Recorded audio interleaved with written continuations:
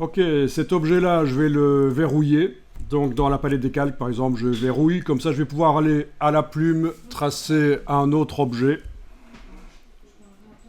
Comment on fait parce tout d'un coup? Oui, on aurait pu prendre la forme de tout le packaging et tracer des lignes qui divisent éventuellement. Oui, ça aurait pu être une solution aussi, hein. Utiliser le Pathfinder ou l'objet, la fonction objet tracé, diviser les objets inférieurs. Oui, il y a plein de solutions. Bon, ici justement, je vais utiliser le Pathfinder pour cette partie-ci, peut-être. Donc, à la plume, clic, voilà.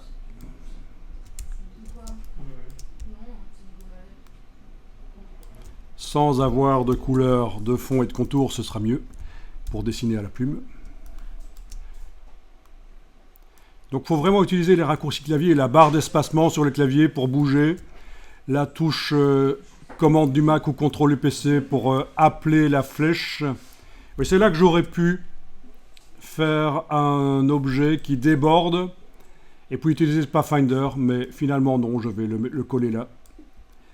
Comme je disais, c'est juste pour faire un mock-up. On n'est pas en train de faire le fichier qui servira réellement pour faire le packaging, qui lui doit être fait normalement dans un logiciel de conception assistée par ordinateur, ce que Illustrator n'est pas et Dimension non plus, ni même Blender.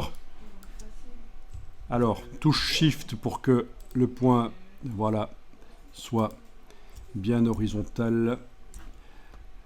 Enfin, c'est du basique, ça. Voilà. Vous ne devez pas faire celui de droite si vous avez fait celui de gauche. Ou celui de gauche si vous avez fait celui de droite, puisque c'est le même objet, en fait, qui est juste symétrisé. On n'en a pas besoin. Un seul des deux, c'est suffisant. Ah non, il n'y a pas besoin de refaire la 3D, l'extrusion, etc., parce qu'on a stocké la 3D, les caractéristiques de l'objet ici ont été stockées dans un style graphique, donc en ayant cet objet-ci activé, j'applique, et voilà. Et on a la 3D qui est directement appliquée. Comme vous le voyez. Voilà, je réapplique juste le style graphique, c'est remis à 0. Parfait.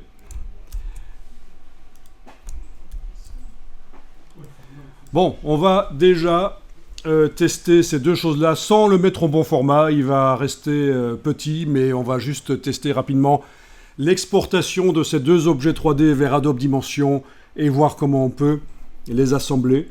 Après, il faudra revenir dans Illustrator parce qu'il nous faut encore le... Qu'est-ce qu'il nous faut? La partie de devant, ici, c'est juste un rectangle. Et il faudra aussi le fond. Voilà, le fond, ce sera le fond de l'objet, c'est ça. Voilà. Et on aura tout ce qu'il faut. Bon, on peut le faire vite fait. Vous voulez le faire vite fait? Allez, faisons ça vite fait, oui, vous avez raison. Donc je prends là juste l'outil rectangle. Je vais pas m'amuser avec la plume. Outil rectangle. Ah, quoique. Il y a un petit. Il y avait le petit rebord là. Bon, c'est pas grave. Rectangle. Sans couleur de fond et de contour. Et puis là, je vais aller avec la plume ajouter un point. Voilà.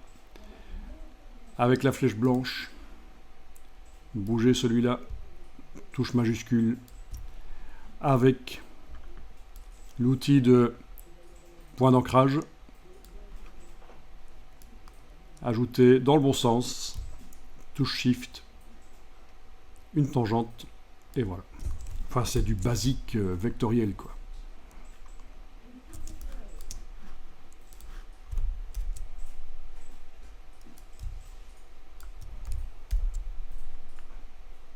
Et j'applique le style graphique qu'on a stocké, et voilà.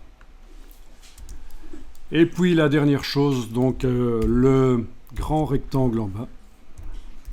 Ah oui, je vais peut-être verrouiller cet objet-là, ce sera plus facile. Voilà.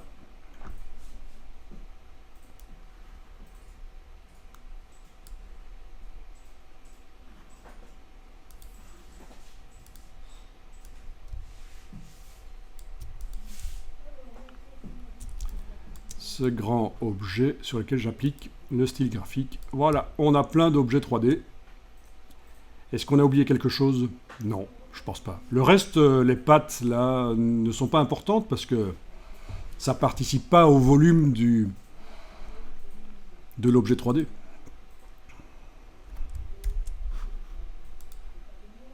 N'oubliez pas d'enregistrer au cas où.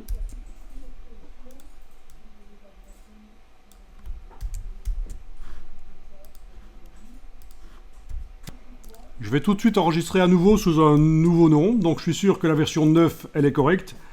Et par sécurité, j'enregistre en version 10 chez moi. Comme ça, si je foire complètement la version 10, la 9, je suis sûr qu'elle est bonne. Donc ça, c'est une bonne astuce d'enregistrer 2 fois de suite sous 2 noms différents. Comme ça, la version juste avant, on risque pas de l'écraser par erreur.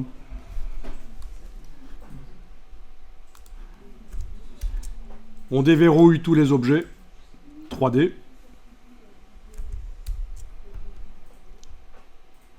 On les sélectionne. CTRL A, commande A. On doit voir le panneau propriété quelque part, menu fenêtre propriété. Ce qui m'intéresse, c'est la hauteur. Oui.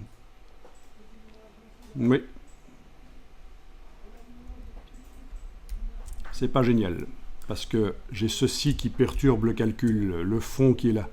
Vous savez quoi? On va juste créer un rectangle sur le côté. Voilà un rectangle sur le côté auquel je peux donner n'importe quelle couleur. Et ce rectangle, il va me servir pour connaître la hauteur que je veux donner au panneau ici, en fait.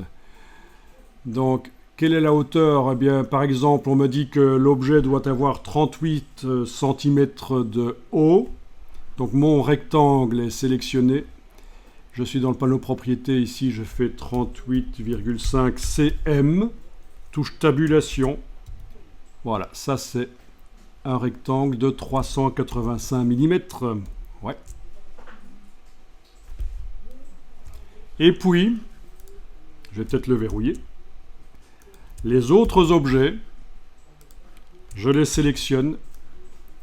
Et je vais m'arranger pour que le panneau ici du fond du PLV du présentoir et la hauteur demandée. C'est important si par la suite on amène d'autres objets comme des canettes ou des packaging qu'on doit mettre dedans. C'est important que ce soit à bonne dimension quand ça arrive dans dimension. Outil de transformation avec la touche Shift enfoncée, bien sûr.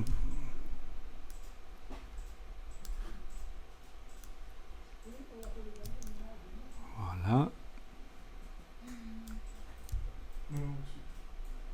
Et voilà, on y est à peu près. La hauteur du panneau du fond fera à peu près, donc 38,5. C'est, on va dire, la dimension qu'on m'avait donnée. On m'avait dit, il doit faire 38,5 de hauteur. Et bien voilà.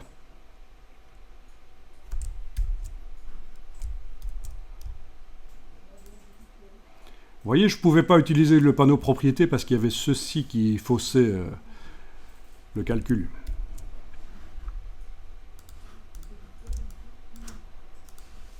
Voilà, je vais enregistrer sous un nouveau nom.